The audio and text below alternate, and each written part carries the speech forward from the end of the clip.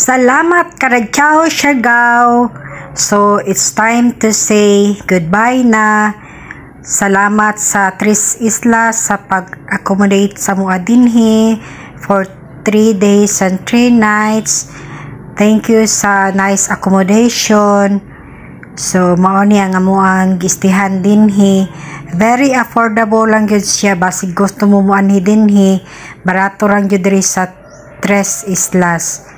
So bye-bye na Tres Islas sa mga staff nga very accommodating. Ni ami sa second floor ang among kwarto kay ang among gikuha ang quadroom kay good for 4 person raman siya. So room 19.